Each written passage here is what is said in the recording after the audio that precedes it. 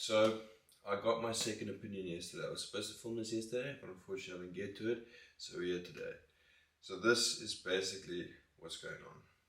So I went into the hospital yesterday, limping up the stairs, get to the doctor. Doctor sat me down, showed me like this whole screen. I'll see if I can pop it up here somewhere on this video for you guys so you can take a look. So basically what's happened is I've got a couple of discs, right, that have been herniated. I think it's L3, L5, L3, L4 and L5. However, the biggest one is I think L4 if I'm not mistaken. I can't really remember, to be honest with you.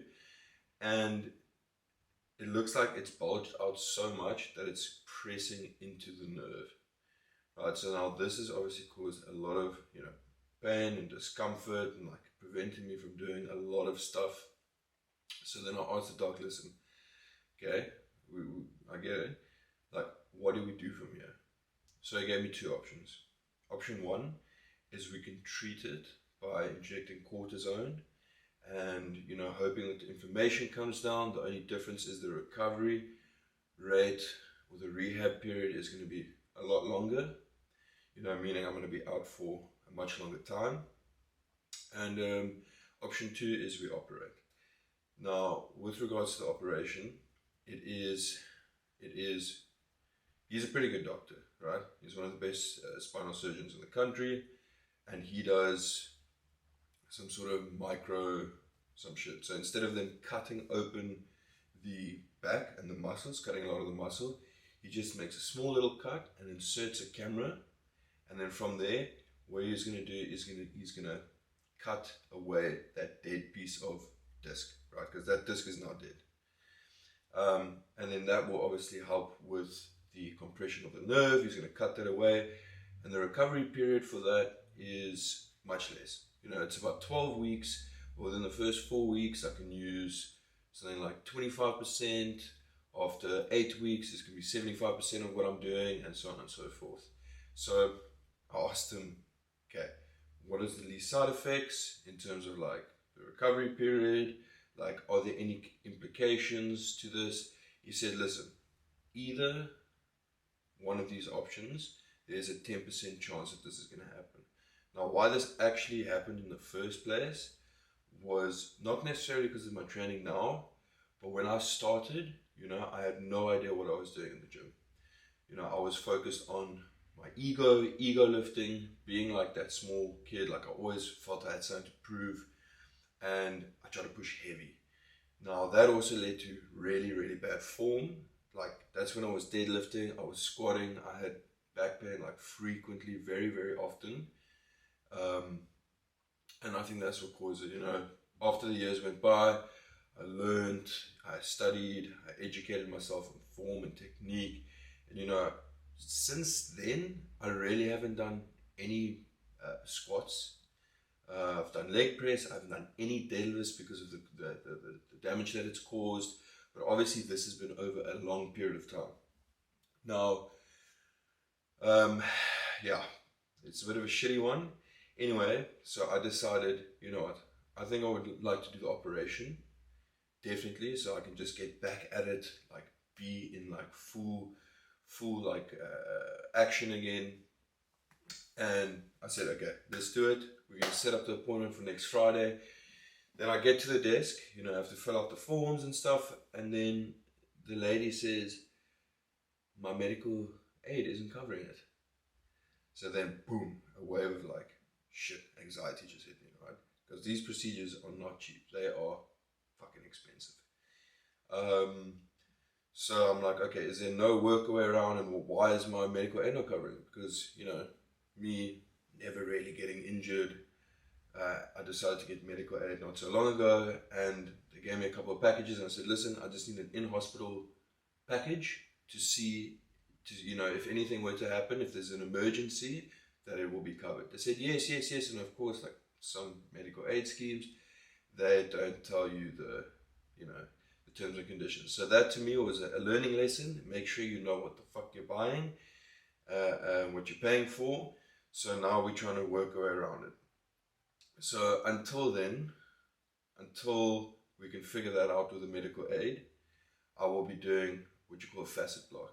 So they did it for me yesterday. The doctors were so sweet. They were flipping awesome, really good people. And they said, listen, this guy's booked up for the whole of the month till next month, and you'll only be able to do it next month. Luckily, I ran into the doctor there. I told him the situation, said, listen, we can do it right now. So I went and they stuck a needle. I'll put this on the screen as well. They stuck a needle about as long as my finger through my back. So, I mean, I think I feel a little bit better today, but to be honest with you, I was lying in bed this morning. I woke up, couldn't get back to sleep, and I was just like in the motion, like all of these things going through my head, like shit, what if I'm never able to train again? Because the doctor did say, this could be potentially this could be a career-ending situation that I've got here, and it is genetic as well.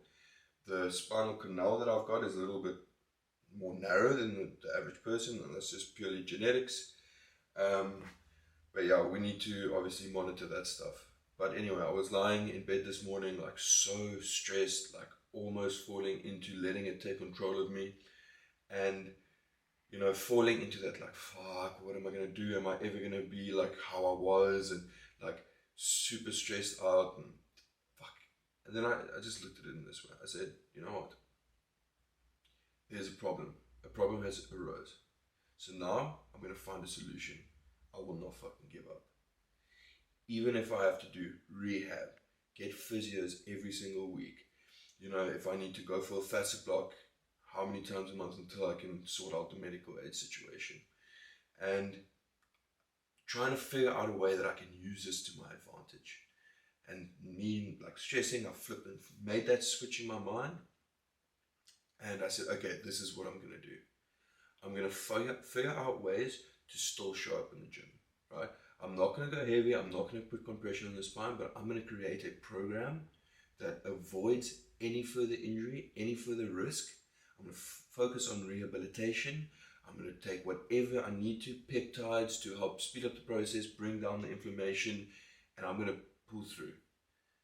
And I'm going to still try and compete at the end of this year. I will be at a slight disadvantage, but who cares? That makes it more challenging. It makes it more fun. It makes the story a hell of a lot better as well. So today or tomorrow, I'm going to sit. I'm still going to give this week off. Next week, I'm back at the gym. I'm going to generate a program. I'm still going to stick to my meals. I'm still going to make sure I show up with everything, with my supplementation. I'm going to find a way to turn this shit around. And hopefully, I can help you guys understand that, with the shit things going on in your life, there is always a silver lining. You can, like I said earlier, you might not have control of the situation, but you have full control of the outcome and how you see it. That is all mental. You need to get your mind right. Okay? That is the important thing. I've lied to you guys in the past when I say this. It starts off with the first thing you need to do to achieve your dream physique, to get your goals, is to get a meal plan, calculate your macros, stay consistent, set up a schedule. Nah. The first thing that you need to do is get your mind right. Okay? Mindset is everything. As soon as you can change that mindset in any aspect in life, everything can change. So I'm kind of keen for this. I'm not going to sit around at home. I'm going to go make sure that I go out today, get some sunlight, do a walk, and I'm going to beat this motherfucker. I'm going to beat it. And I'm going to see you guys on the other side. Let's do it.